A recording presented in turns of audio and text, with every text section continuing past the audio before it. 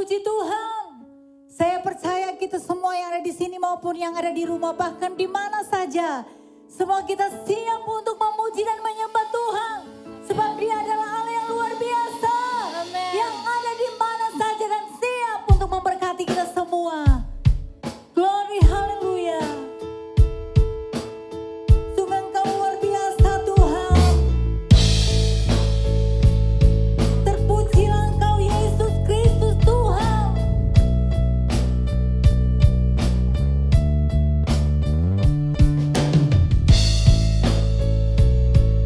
Haleluya. Terima kasih Tuhan. Sungguh besar setiamu, nyata di dalam hidupku, nyata di sepanjang hidupku. Darahmu telah layakkan kehidupanku. Glory, haleluya. Tiada kata yang bisa lukiskan indahnya Kau Tuhan. Bagimu segala pujian dan kemuliaan. Mari sama-sama kita mau menyembah Tuhan. Haleluya. Ku tinggikan Engkau Tuhan, melebihi segalanya, lebih dalam ku menyembah dalam roh dan kebenaran selamanya.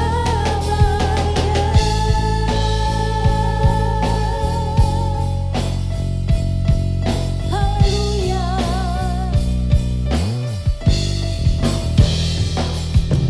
Sungguh besar setiamu, nyata di sepanjang hidupku, nyata di sepanjang hidupku.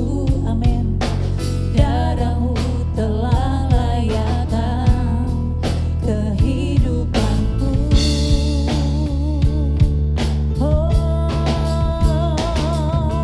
Tiada kata yang bisa lukisan indahnya Kau Tuhan. Bagimu segala pujian dan kemuliaan. Kami sembah Engkau, ku tinggikan Engkau Tuhan, melebihi segalanya, lebih dalam ku menyembah dalam roh dan kebenaran. Ku tinggikan Engkau Tuhan, melebihi segalanya, lebih dalam ku menyembah dalam roh dan kebenaran selamanya.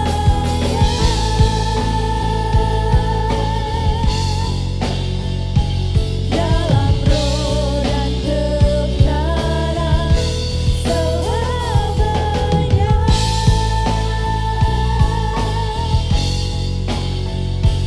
Dalam roh dan kebenaran selamanya. Kami menyembah-Mu Tuhan, sebab Engkau Allah yang besar, Allah yang dahsyat, Allah yang berkuasa. Haleluya, haleluya. Engkau penyelamat kami Bapa. Haleluya. Terpujilah Engkau Tuhan. Mari kita berikan tepuk tangan yang paling meriah. Hanya bagi Tuhan, hanya bagi Dia, penyelamat yang agung. Haleluya. Glory, haleluya. Tidak ada yang bisa dapat menandingi-Mu Tuhan. hanya di dalam Engkau kami beroleh selamat Bapa. Terima kasih Tuhan Yesus. Mari sama-sama kita mau bersorak, katakan Dia penebusku. Haleluya. Terpujilah Engkau Tuhan, kekal selama-lamanya. Terima kasih Tuhan. Ku tahu Dia penolongku, darahnya tebus dosaku. Ku yakin, amin, haleluya. Dia angkat deritaku, sembuhkan sakitku. Ku yakin,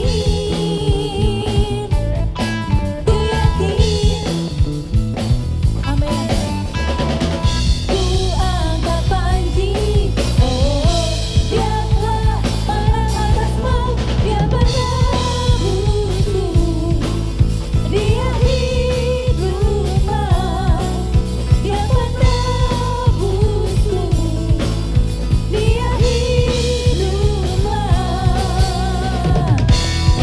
Haleluya. Terima kasih Bapa. Ku tahu Dia penolongku, darahnya tebus dosaku. Ku yakin, amin. Dia angkat deritaku, sembuhkan sakitku. Ku yakin. Terima kasih Tuhan. Ku angkat panji, oh Dia telah menang atas maut. Dia penebusku, Dia hiduplah. Dia penebusku, Dia hiduplah. Dia penebusku, Dia hiduplah. Dia penebusku, Dia hiduplah. Dia bebaskanku, ku kan bangkit, ku kan menerimanya-Mu, kerajaanmu datang.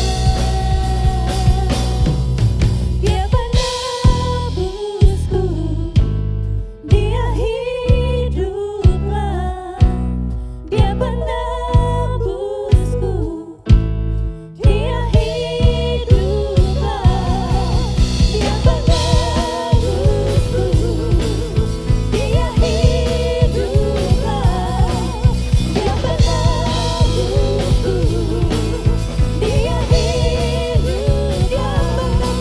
Dia penebusku, Dia hiduplah. Dia penebusku, Dia hiduplah. Haleluya. Sorak yang paling termeriah hanya bagi Tuhan. Sebab Engkau satu-satunya penebus kami. Kami siap untuk terima kebenaran firman-Mu ya Tuhan. Terima kasih untuk karya-Mu yang terbesar.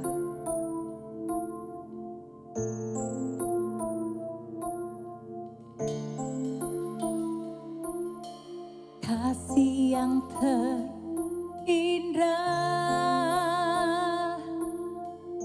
hati yang mulia, hanya ku temukan di dalam-Mu, Yesusku. Pujian dari hatiku selalu di setiap waktuku. Tiada pernah berubah kasih-Mu. Karya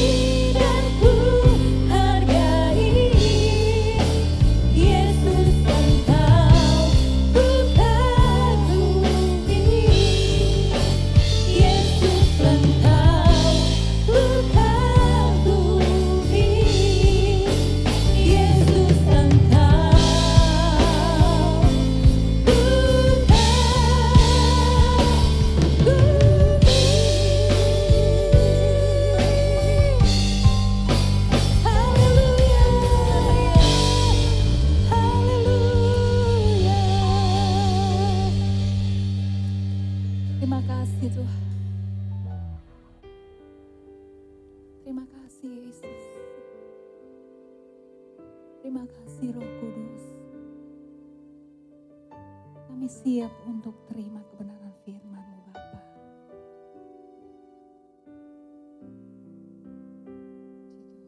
Kami serahkan kepada hamba-Nya.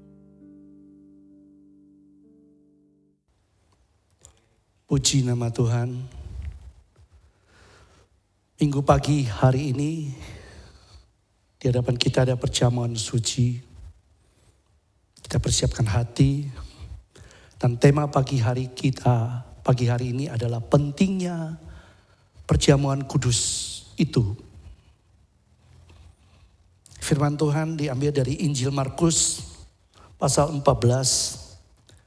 ayat 12 sampai 17.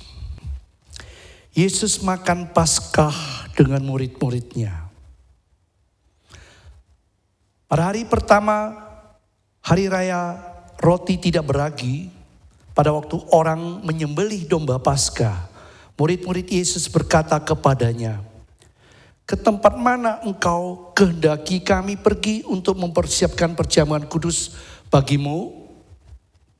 Lalu ia menyuruh 2 orang muridnya dengan pesan, "Pergilah ke kota.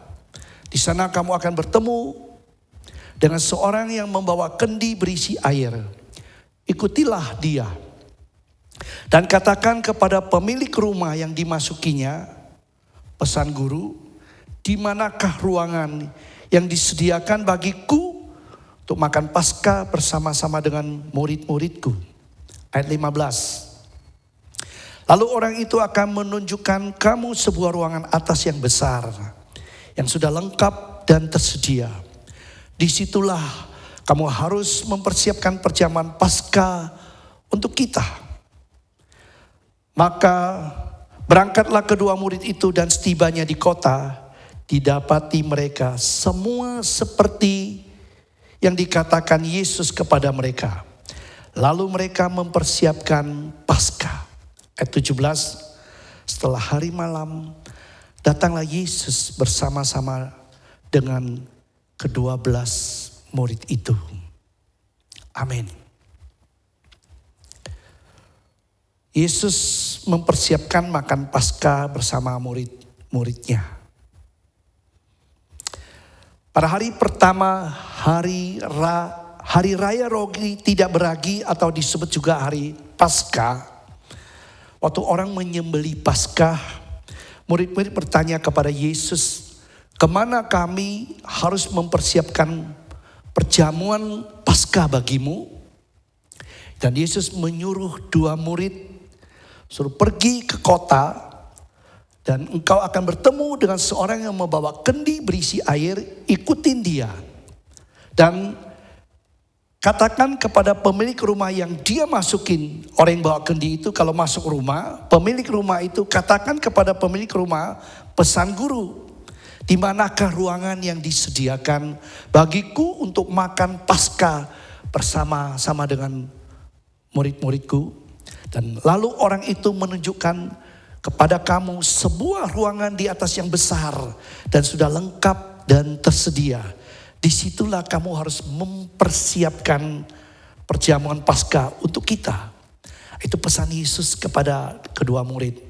Dan apa yang terjadi ketika kedua murid itu berangkat dan tiba di kota, didapati mereka semua seperti apa yang dikatakan Yesus kepada mereka. Dan disitulah mereka mempersiapkan Paskah. Paskah orang Yahudi adalah perayaan yang dirayakan pada hari ke-14 dan berakhir pada hari ke-21 dalam bulan yang disebut Nisan.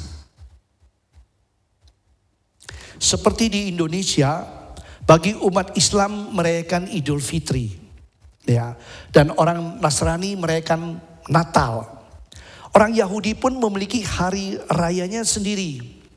Bahkan ada 5 hari raya yang dirayakan setiap tahun. Pertama yang tadi yang sebut Paskah itu Pesach, Passover. Juga disebut hari raya roti tidak beragi. Hari besar Paskah ini adalah salah satu yang paling penting yang diperingati oleh umat Yahudi, karena di hari itu mereka mengenang kisah pembebasan Israel dari perbudakan di Mesir. Hari raya yang lain lagi kedua, Shavuot, yaitu hari pekan raya atau disebut perayaan panen, yang merupakan hari raya Yahudi jatuh pada hari ke-6 bulan Ibrani Sivan dalam kalender Yahudi. Satu lagi yang ketiga, Rosh Hashanah, perayaan tahun baru umat Yahudi, Jewish New Year. Keempat, Yom Kippur. Yom Kippur adalah hari penebusan atau hari pendamaian, hari yang dianggap paling suci oleh agama Yahudi. Hari penebusan itu merupakan peringatan yang sangat sakral, ya, dan umat Yahudi wajib hadir di sinagogo. Yang terakhir adalah Feast of Tabernacles, hari raya pondok daun atau perayaan tabernakel. Juga disebut hari raya Yahudi yang merupakan perayaan ucapan syukur bagi Israel atas panen yang dirayakan selama 7 hari pada bulan pertama. 7 hari pada bulan pertama di antara bulan September dan Oktober setiap tahun. Jadi ada 4 hari raya lagi yang diperingati orang Yahudi selain hari Paskah yang tadi kita baca. Nah, kita kembali kepada firman yang tadi kita baca, bagaimana mereka mempersiapkan Paskah dan Yesus makan Paskah bersama murid-muridnya. Perayaan Paskah itu begitu penting karena memperingati tulah terakhir, yaitu tulah ke-10 di Mesir, ketika anak-anak sulung orang Mesir mati dan anak-anak sulung orang Israel selamat karena darah dari anak domba yang dipercik di ambang pintu mereka. Mereka terlindung karena darah anak domba yang mereka poleskan di ambang pintu. Jadi anak domba dipanggang, disembeli, dipanggang, dimakan bersama-sama dengan roti tidak beragi serta sayur pahit.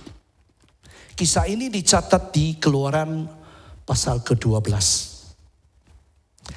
Dikatakan di ayat 12, Keluaran pasal 12 ayat 12, Tuhan berkata, "Aku membunuh tiap-tiap anak sulung di Mesir. Pada malam ini Tuhan berkata, aku membunuh tiap-tiap anak sulung di tanah Mesir.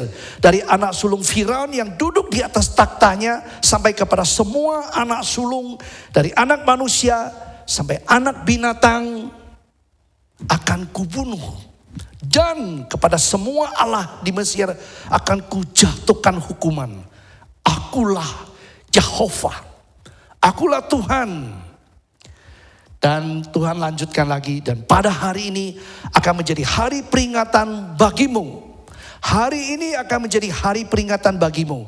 Kamu harus merayakannya sebagai hari raya bagi Tuhan turun-temurun. Kamu harus merayakannya sebagai ketetapan untuk selamanya. Ayat 14 itu. Sampai selamanya. Karena itu tadi Markus pasal 14 sampai terakhir kita bacakan ayat di 17. Setelah hari malam datanglah Yesus bersama-sama dengan ke-12 muridnya memperingati dan merayakan makan Paskah pada malam itu. Dan apa yang dilakukan Yesus pada malam itu saya akan bacakan dari Matius pasal 26 ayat 26 sampai 28. Setelah makan Paskah malam itu, apa yang Yesus lakukan? Matius 26. Dan ketika mereka sedang makan, Yesus mengambil roti, mengucap berkat, memecah-mecahkannya, dan memberikannya kepada murid-muridnya, dan berkata, "Ambillah, makanlah, inilah tubuhku. Sesudah itu ia mengambil cawan, mengucap syukur, lalu memberikannya kepada mereka dan berkata, minumlah kamu semua dari cawan ini, sebab inilah darahku. Darah perjanjian dia ditumpahkan bagi banyak orang untuk pengampunan dosa. Ayat 29 saya tambahkan satu ayat.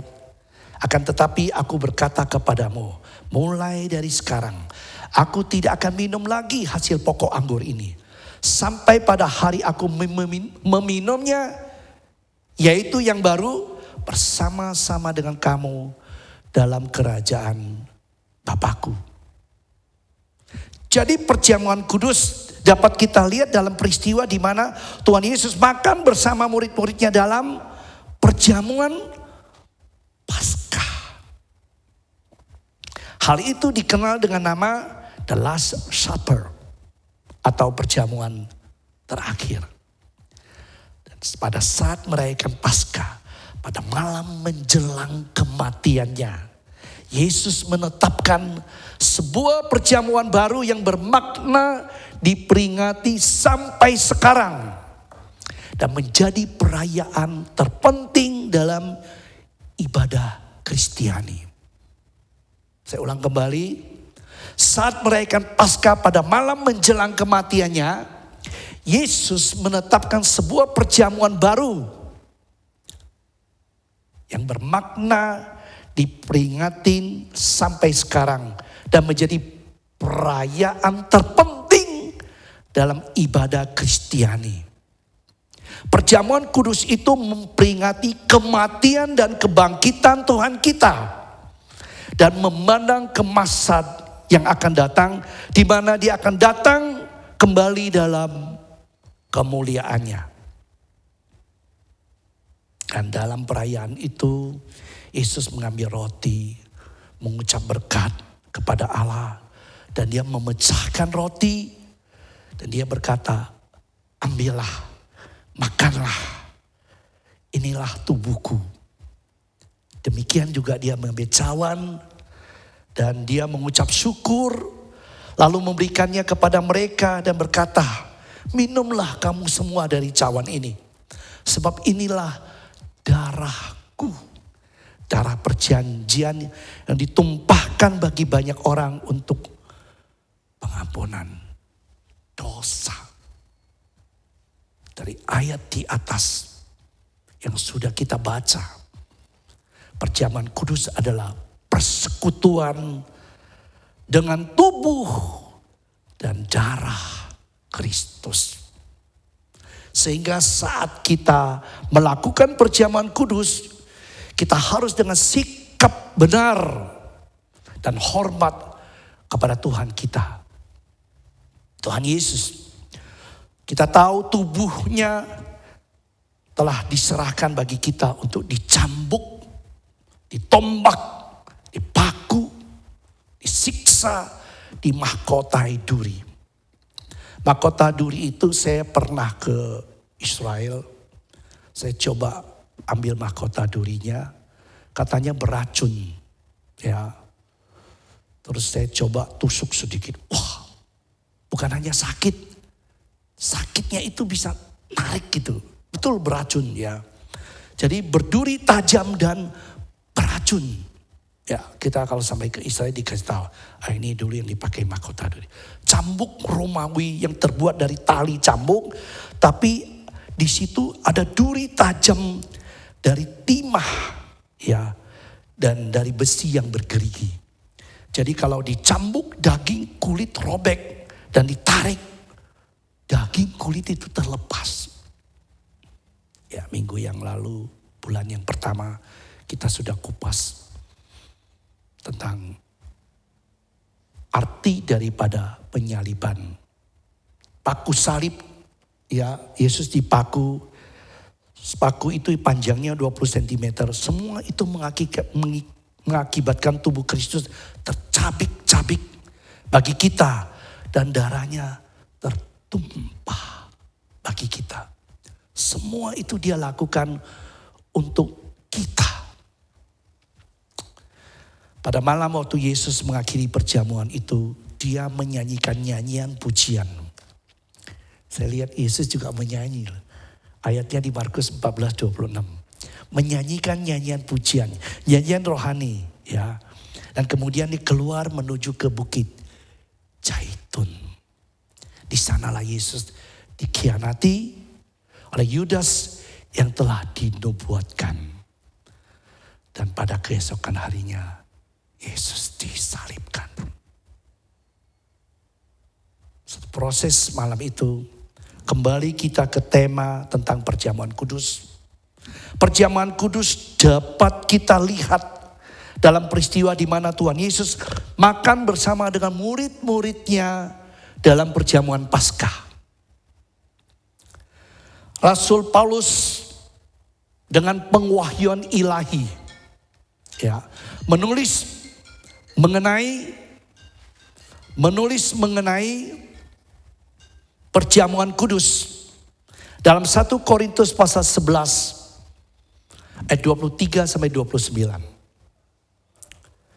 Paulus sendiri tidak berada dalam ruang atas tempat perjamuan kudus yang ditetapkan malam itu karena dia belum mengenal Yesus.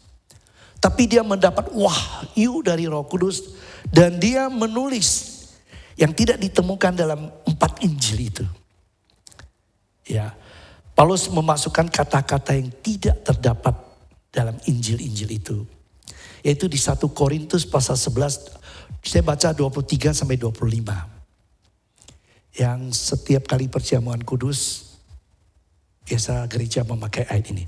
Sebab apa yang telah kuteruskan kepadamu, telah aku terima dari Tuhan, yaitu bahwa Tuhan Yesus pada malam waktu ia diserahkan, mengambil roti, dan sesudah itu ia mengucap syukur atasnya, ia memecah-mecahkannya dan berkata, inilah tubuhku yang diserahkan bagi kamu.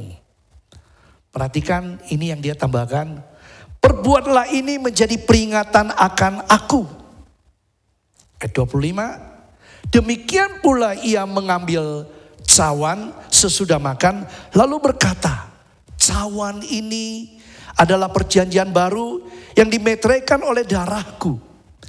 Perbuatlah ini setiap kali kamu meminumnya menjadi peringatan akan aku.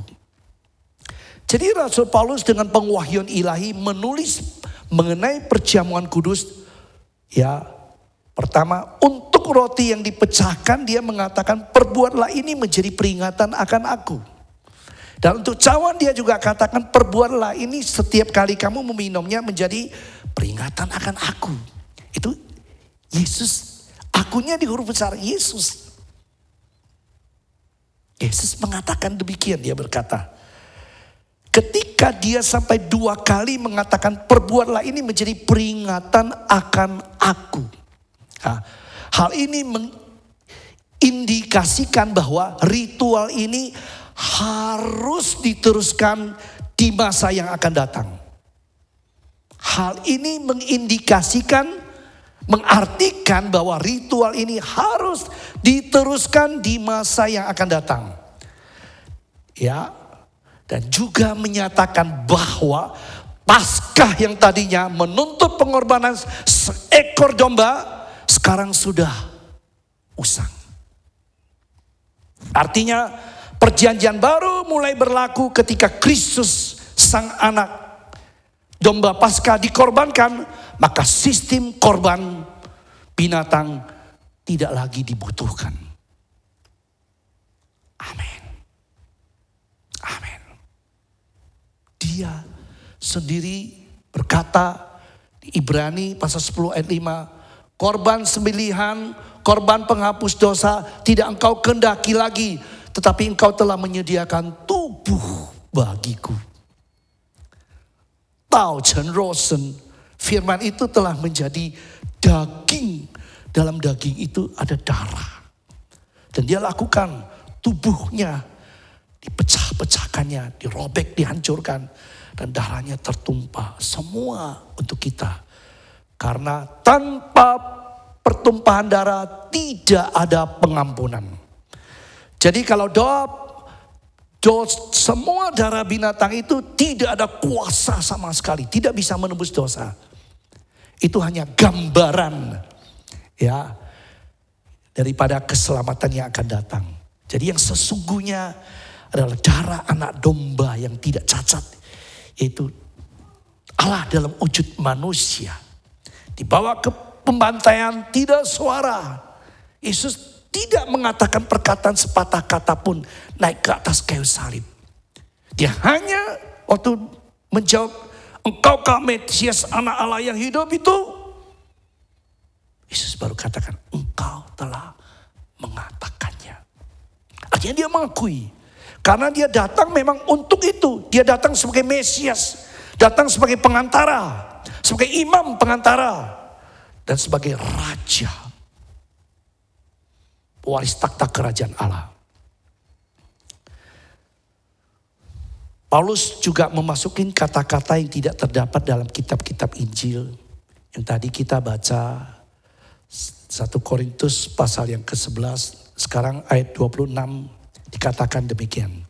Tadi sampai 25, 26 dia berkata, sebab setiap kali kamu makan roti ini dan minum cawan ini, kamu memberitakan kematian Tuhan sampai ia datang. Nah ini yang ditambahkan. Tentu kalau ditambahkan maknanya itu pasti penting, dalam sekali. Apa artinya? Setiap kali kamu makan roti ini dan minum cawan ini, kamu memberitakan kematian Tuhan sampai ia datang. Kata memberitakan apa artinya bagi kita? Kata gelo bahasa aslinya. Saat kita melakukan perjamuan kudus, Tuhan mau agar kita sadar tentang tugas dan tanggung jawab kita untuk melaksanakan amanat agung. Yaitu memberitakan, menyampaikan, menjelaskan, mengajar tentang Injil Kerajaan Surga. Jadi kita ini semua adalah messengernya Tuhan di akhir zaman ini. Tuhan mau kita harus pergi memberitakan Injil Kerajaan Surga, yaitu kabar baik tentang kematian Tuhan Yesus karena menebus dosa, bangkit pada hari ketiga, naik ke surga, dan akan datang kembali ke dunia ini. Dan isi amanat agung Tuhan Yesus kita tahu, pergilah, jadikanlah, baptislah, dan ajarlah. Matius pasal 28 ayat 19 sampai 20. Jadi amanat agung Tuhan Yesus harus dijalankan. Ya, amanat agung harus dijalankan sampai Tuhan Yesus datang pada yang kedua kalinya. Terus berlanjut. Itu amanat agung buat kita semua. Pernyataan lain lagi yang Paulus sebutkan ya 27, 28, 29. Barang siapa dengan cara yang tidak layak makan roti atau minum cawan Tuhan, ia berdosa terhadap tubuh dan darah Tuhan. Paulus ingatkan, ini pasti penting. Karena itu hendaklah tiap-tiap orang menguji dirinya sendiri, dan baru sesudah itu dia makan roti dan minum cawan itu. Karena barang siapa makan dan minum tanpa mengakui tubuh Tuhan, ia mendatangkan hukuman atas dirinya. Apa artinya ini? Mungkin sudah bertanya, maksudnya apa makan roti dan minum cawan dengan cara yang tidak layak? Itu bisa berarti kita tidak menghiraukan makna sebenarnya dari roti dan cawan. Dan melupakan harga yang begitu mahal yang harus dibayar oleh juru selamat kita bagi keselamatan. Keselamatan buat kita. Atau bisa berarti membiarkan perayaan itu menjadi upacara yang mati atau formal saja. Atau datang ke meja perjamuan kudus dengan dosa yang belum diakui.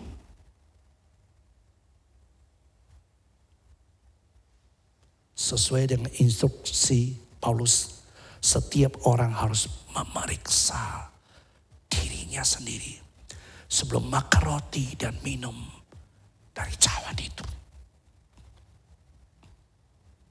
Sebelum kita datang ke meja perjamuan Tuhan, mari kita siapkan waktu sejenak untuk berdoa bagi diri kita sendiri, agar kita dapat mendatangi meja perjamuan Tuhan dengan menguji diri kita, dengan pengertian, dengan kerinduan, dengan pertobatan, dan dengan kasih.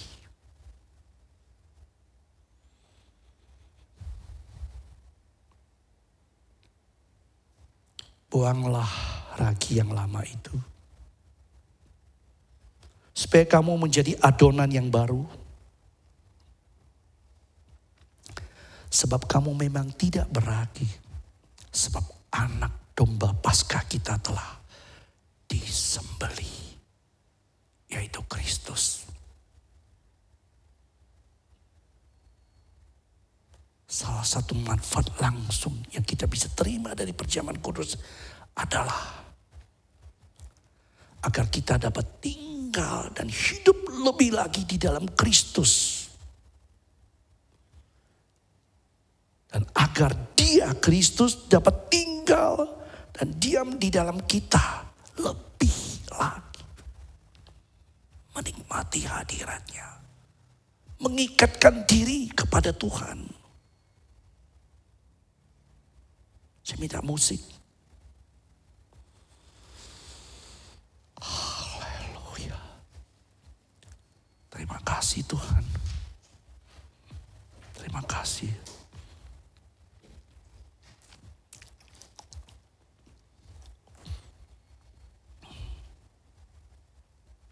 Haleluya.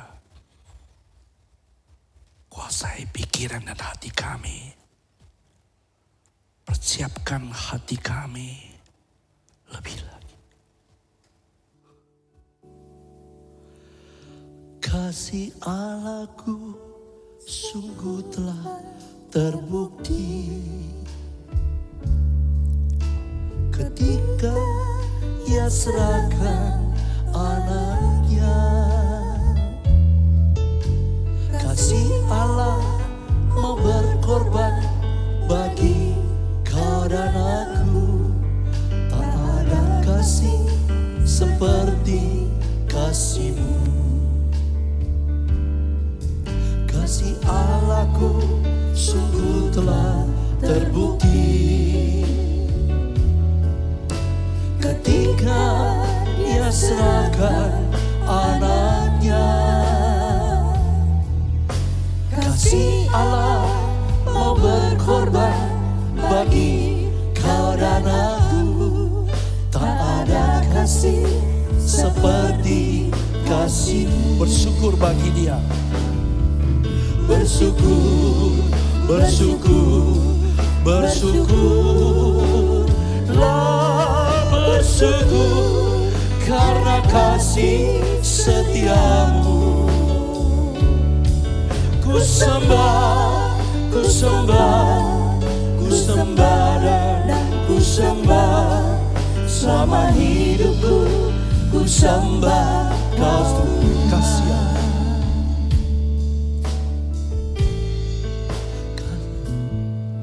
Kasih Allahku sungguh telah terbukti ketika Ia serahkan anaknya. Kasih Allah mau berkorban bagi kau dan aku. Tak ada kasih seperti kasih. Sekali lagi, kasih Allahku. Kasih Allahku sungguh telah terbukti ketika Ia serahkan anaknya. Kasih Allah mau berkorban bagi kau dan aku. kasih. Bersyukur, bersyukur, bersyukurlah, bersyukur karena kasih setiamu. Ku sembah, ku sembah, ku sembah dan ku sembah selama hidupku. Ku sembah Kau Tuhan. Bersyukur, bersyukur, bersyukurlah, bersyukur karena kasih setiamu. Ku sembah, ku sembah, ku sembah dan ku sembah selama hidupku. Ku sembah Kau Tuhan. Bersyukur, bersyukur, bersyukurlah, bersyukur karena kasih setiamu. Ku sembah, ku sembah, ku sembah dan ku sembah selama hidupku. Ku sembah Kau Tuhan. Bersyukur, bersyukur, bersyukurlah, bersyukur karena kasih setiamu. Ku sembah, ku sembah, ku sembah dan ku sembah selama hidupku. Ku sembah Kau Tuhan. Selama hidupku ku sembah Kau Tuhan.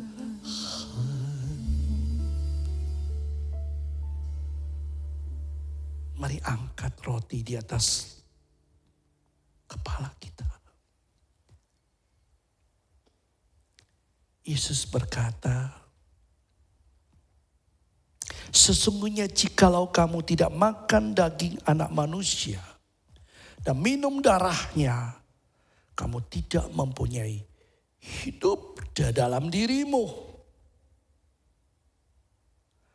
Barang siapa makan dagingku dan minum darahku, ia mempunyai hidup yang kekal, dan aku akan membangkitkannya pada hari terakhir, di akhir zaman.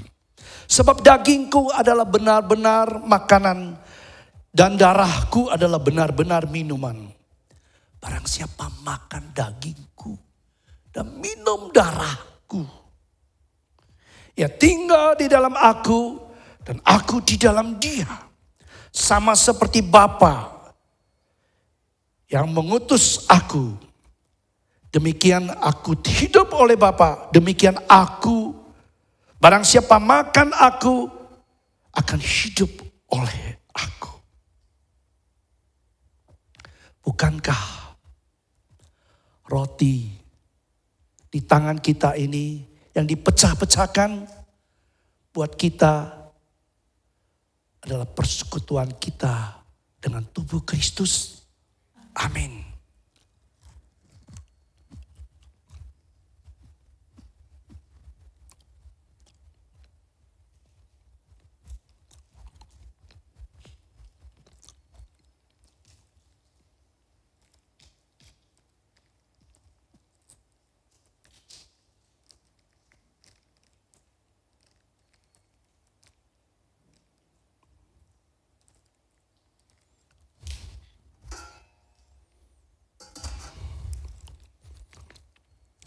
Dan setelah itu ia mengambil cawan, mengucap syukur,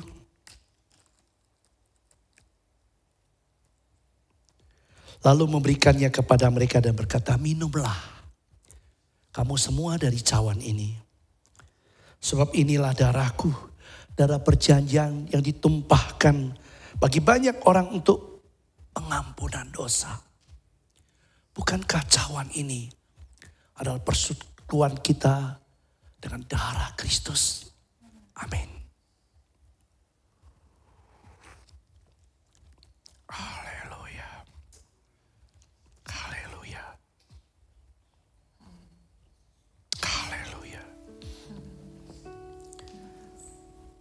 saatnya kita tinggal dalam hadiratnya. Tinggal di dalam Dia.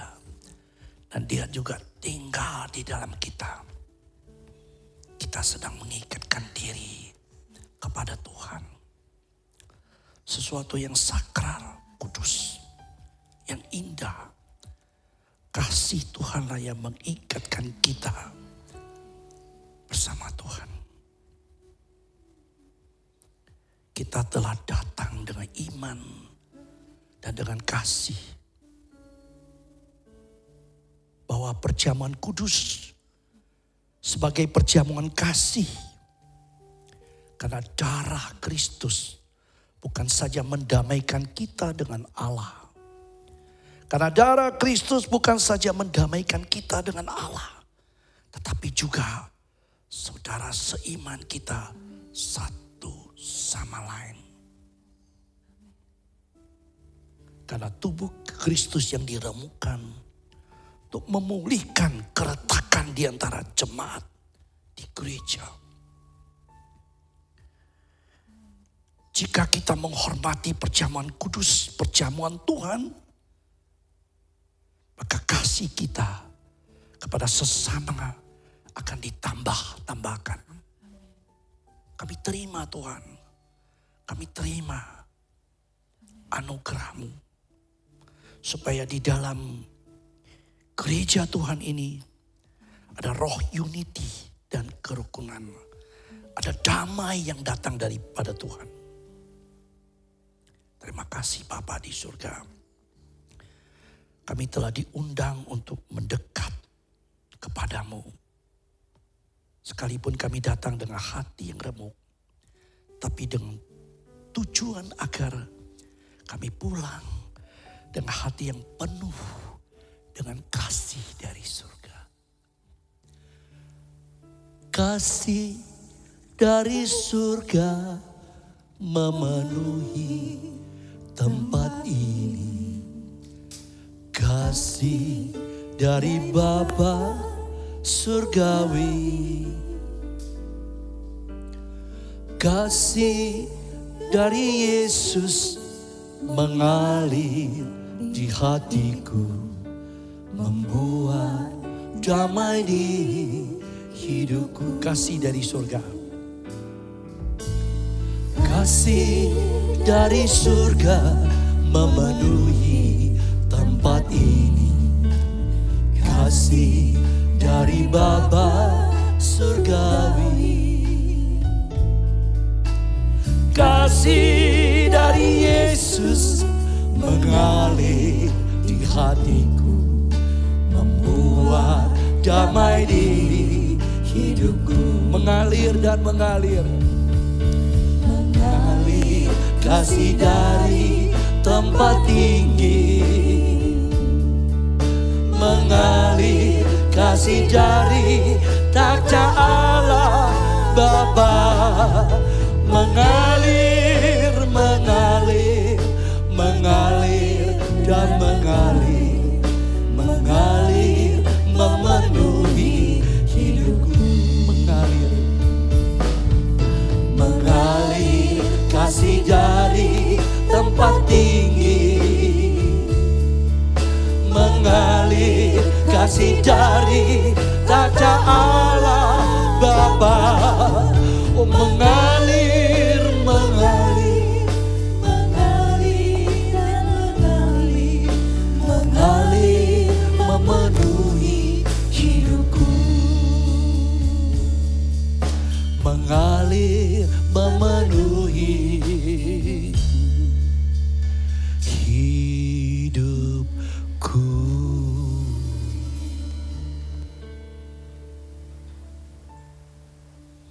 Kasih yang terindah dari surga telah mengikat kami anak-anak Tuhan. Dan diberi roh unity, kerukunan rumah tangga Tuhan.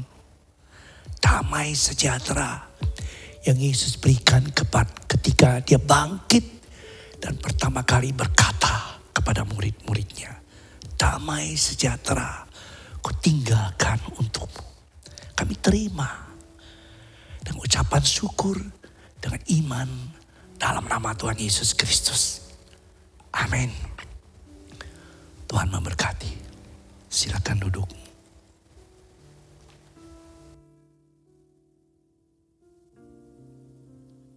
Puji Tuhan, saudara kita mau mengucap syukur. Bapa, kasih yang terbesar, kasih yang terindah telah tercurah dalam hidup kami. Biar kasih-Mu terus Tuhan memimpin kami, melembutkan kami, mengubahkan hidup kami. Terima kasih Bapa untuk perjamuan kudus. Kami boleh diingatkan kembali tentang pengorbanan Tuhan Yesus. Yesus yang berkorban di atas kayu salib, mati dengan cara yang sangat menyakitkan. Bapa, terima kasih atas karya-Mu yang besar melalui Yesus Kristus. Sehingga setiap kami yang belum mengenal Engkau, kami diselamatkan dan kami dikuduskan. Amin. Sehingga saat ini Tuhan, setiap kami dapat berdiri di hadapan Engkau, kami boleh memanggil Engkau ya Aba, ya Bapa. Terima kasih Bapa. Terima kasih untuk kebenaran firman-Mu. Biar firman-Mu menjadi benih yang subur di dalam hati kami.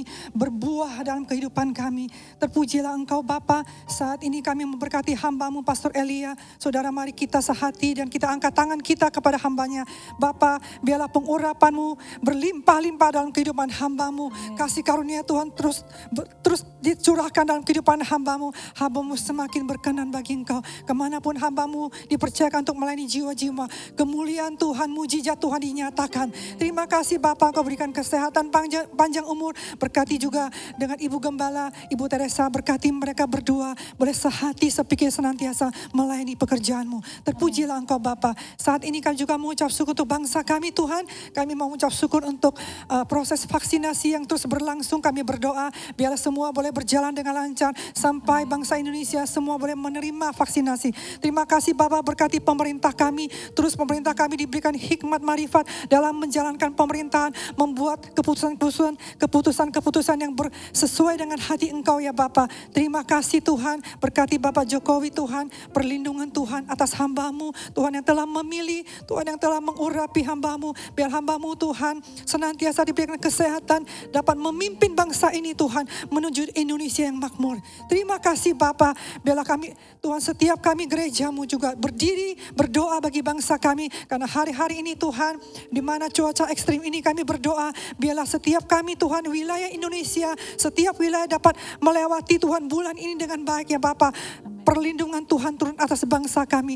Amin. Terima kasih Tuhan untuk penembusan darah-Mu yang tercurah atas bangsa kami. Biar tudung kemuliaan Tuhan memenuhi bangsa kami dari Merauke sampai Sabang, dari timur sampai ke barat. Kemuliaan Tuhan memenuhi bangsa kami. Terpujilah Engkau Bapa. Di dalam nama Yesus kami mengucap syukur. Haleluya.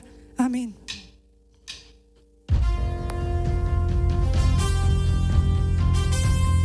Puji Tuhan, mari umat Tuhan. Kemuliaan bagi-Mu di tempat maha tinggi. Kemuliaan bagi-Mu di tempat maha tinggi. Oh, kemuliaan Tuhan. Kemuliaan bagi-Mu di tempat maha tinggi. Kemuliaan bagi-Mu di tempat maha tinggi. Di tempat maha tinggi. Di tempat maha tinggi.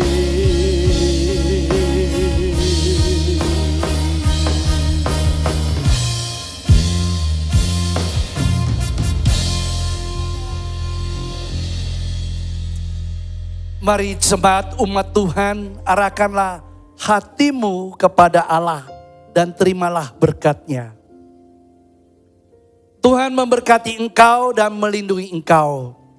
Tuhan menyinari engkau dengan wajah-Nya dan memberikan engkau kasih karunia. Tuhan menghadapkan wajah-Nya kepadamu dan memberikan kepada engkau damai sejahtera. Mari kita umat Tuhan Yang terima berkat, kita aminkan. Amin. Amin. Tuhan memberkati.